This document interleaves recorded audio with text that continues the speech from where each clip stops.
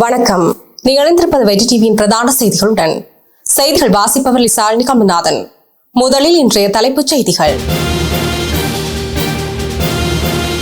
அனர்த்தத்தினால் பாதிக்கப்பட்ட தானிய உற்பத்தியாளர்களுக்கு உதவித்தொகை வழங்க அரசாங்கம் நடவடிக்கை. தமிழக அரசு சார்பில் 950 தொன் நிவாரணப் பொருட்கள். அரசு உத்தியோகத்தர்களின் சம்பளமற்ற விடுமுறை ரத்து. அனர்த்தம் காரணமாக பாதிக்கப்பட்ட வியாபாரிகளுக்கு நிவாரண வழிமுறைகள் அறிவிப்பு. எலான் மஸ்கின் எக்ஸ் தளத்திற்கு எதிராக நஷ்ட ஈடு. தொடர்பான இலங்கை செய்திகள். அனர்த்தத்தால் பாதிக்கப்பட்ட நெல், தானியங்கள் மற்றும் சோளம் போன்ற பயிர் செய்கையாளர்களுக்கு உதவித்தொகை வழங்க அரசாங்கம் தீர்மானித்துள்ளது. இதன்படி ஹெக்டேர் ஒன்றுக்கு 1,50,000 ரூபாய் உதவித்தொகை வழங்கப்படும் என ஜனாதிபதி அன்றகுமார் திசாநாயக்க தெரிவித்துள்ளார். சுமார் 1,60,000 ஹெக்டேர் சேதமடைந்துள்ளதாகவும் இவற்றில் மீண்டும் பயிரிட முடிவு செய்துள்ளதாகவும் ஜனாதிபதி குறிப்பிட்டுள்ளார். ஒரு மாதத்துக்கு குறைவான பயிருக்கு ஹெக்டேருக்கு 40,000 ரூபாய் வழங்கப்படும் எனவும் அவர் தெரிவித்துள்ளார். இதேபோல மரக்கறி விளைச்சலுக்கு ஹெக்டேருக்கு 2 லட்சம் ரூபாய் உதவித்தொகை வழங்கப்படும் என ஜனாதிபதி கூறியுள்ளார். இதற்கான பணம் ஒதுக்கப்பட்டு வருவதாகவும் அமைச்சின் அதிகாரிகள் மீண்டும் பயிரிடுவதில் கவனம் செலுத்த வேண்டும் எனவும் அவர் சுட்டிக்காட்டியுள்ளார். அத்துடன் பேரிடரால் பாதிக்கப்பட்ட கால்நடை வைத்திய அலுவலகத்தில் பதிவு செய்யப்பட்ட ஒவ்வொரு கால்நடை வளர்ப்பு பண்ணையையும் மீண்டும் ஆரம்பிக்க தலா 2 லட்சம் ரூபாய் வழங்க முடிவு செய்துள்ளதாக ஜனாதிபதி தெரிவித்துள்ளார். அத்துடன் பதிவு செய்யப்பட்ட ஒவ்வொரு சிறிய மற்றும் நடுத்தர வர்த்தகர்களுக்கு தமது வர்த்தக நடவடிக்கைகளை மீண்டும் ஆரம்பிக்க அவர்களுக்கு 2 லட்சம் ரூபாய் உதவித்தொகை வழங்கப்படும் என ஜனாதிபதி அன்றகுமார் திசாநாயக்க குறிப்பிட்டுள்ளார். இலங்கையில் ஏற்பட்ட அனர்த்தத்தால் பாதிக்கப்பட்ட மக்களுக்காக தமிழக அரசு சார்பில் 950 தொன் நிவாரணப் பொருட்கள் வழங்கி வைக்கப்பட்டுள்ளன.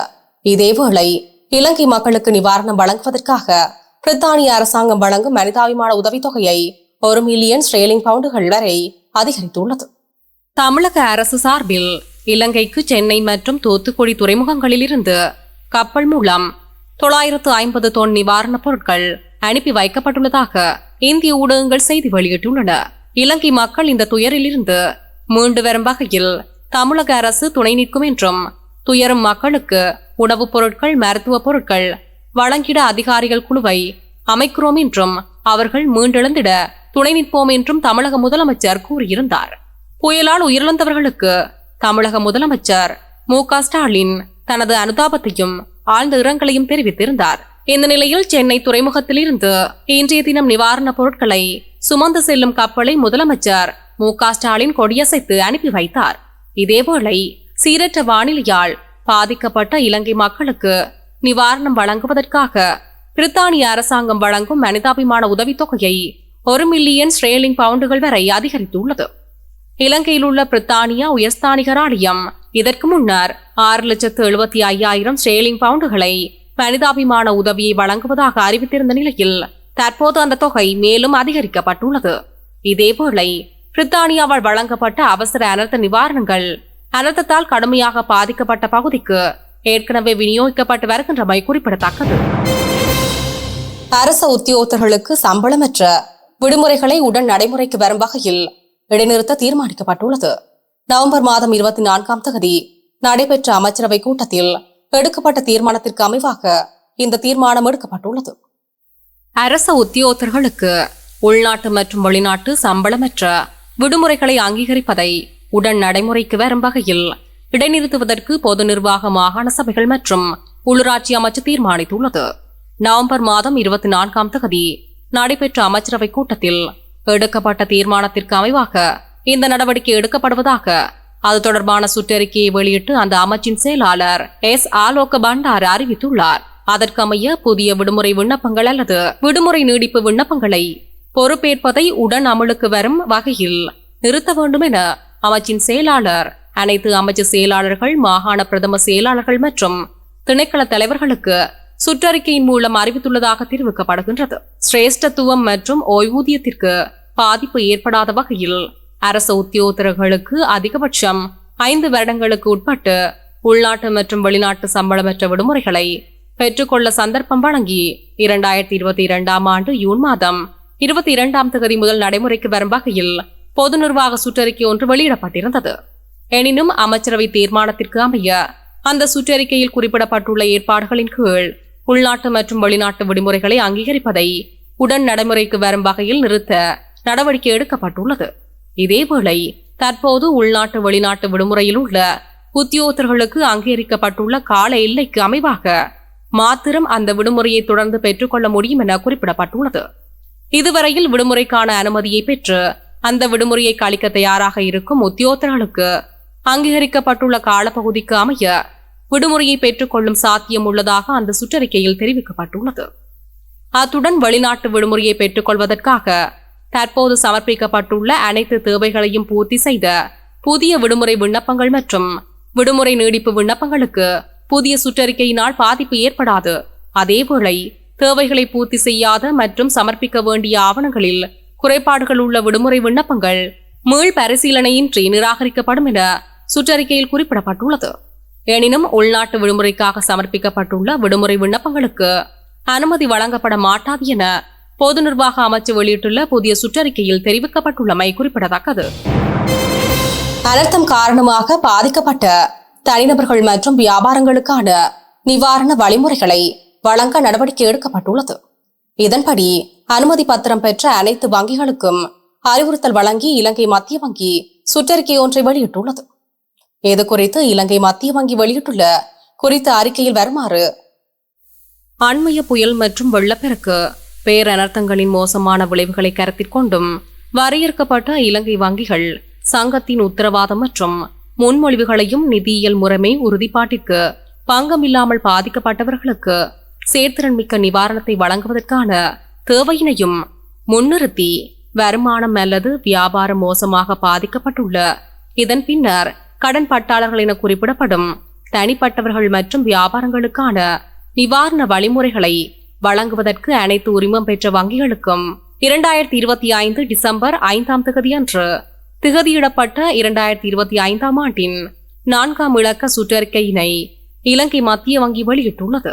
இதற்கமைவாக அத்தகைய கடன் பட்டாளர்களிடமிருந்து எழுத்திலான அல்லது லெத்திரனியல் வழிமுறைகளினூடான கோரிக்கை ஒன்றை 2026 ஜனவரி 15ஆம் தேதிக்குள் பெருமிடத்து பின்வரும் நிவாரண வழிமுறைகளை உரிமம் பெற்ற வங்கிகள் வழங்குமாறு கேட்டுக்கொள்ளப்படுகின்றன என குறித்த சுற்றறிக்கையில் குறிப்பிடப்பட்டுள்ளது.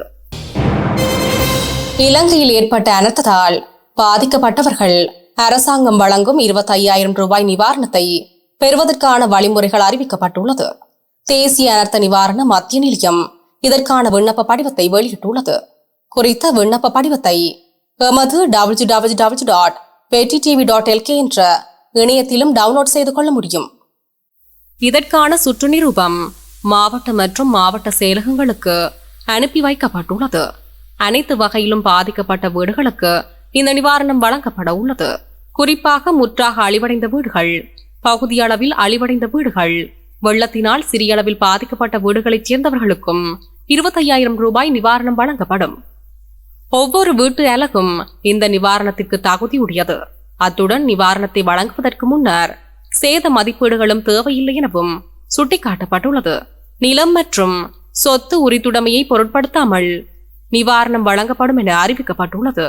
இதற்கமைய நிரந்தர குடியிருப்பாளர்கள், மலையக வீட்டு குடியிருப்பாளர்கள், வாடகை வீட்டில் இருப்பவர்கள், அங்கீகரிக்கப்படாத குடியிருப்புகளில் இருப்பவர்கள், அரசு வழங்கிய வீடுகளில் வசிப்பவர்கள், அரச பதவிற்குட்பட்ட சிறுவர் மற்றும் முதியோர் இல்லங்கள் மற்றும் விசேட தேவையுடையவர்கள் இருக்கும் மத்திய நிலையங்கள் இதேபோல குறித்த நிவாரணம் ஒரு வீட்டிற்கென ஒரு தடவை மாத்திரமே வழங்கப்படும்.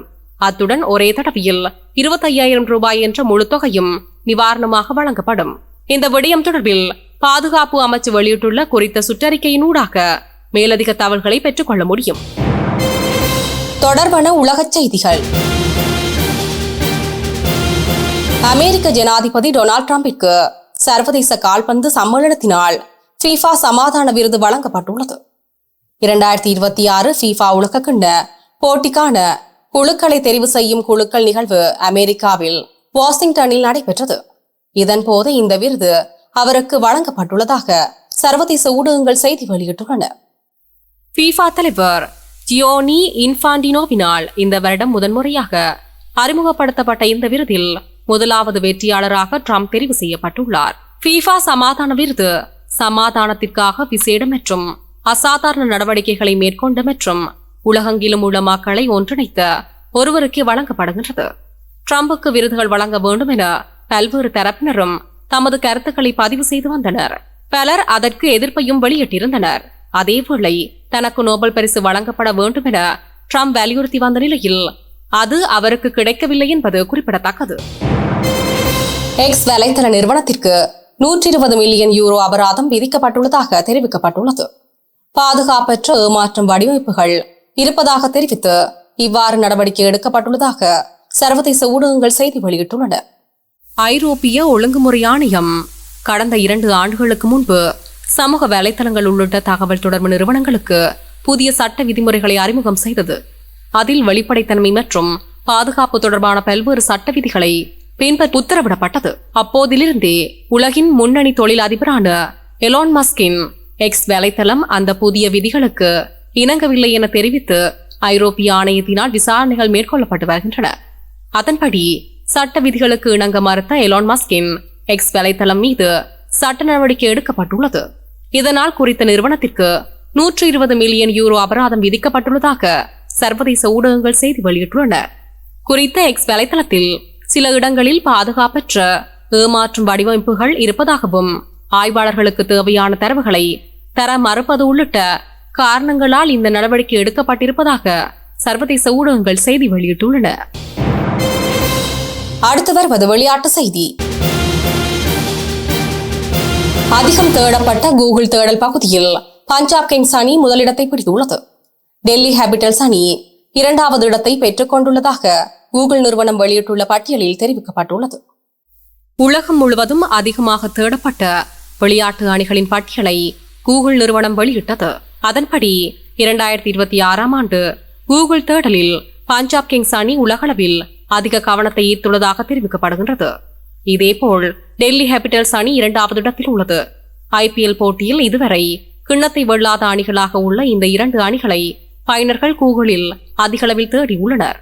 இந்த 2 அணிகளும் கிண்ணத்தை வெல்வதற்காக கடுமையாக போராடியதால் ரசிகர்கள் மத்தியில் அதிக கவனத்தை ஈர்த்திருக்கலாம் என தெரிவிக்கப்படுகின்றது.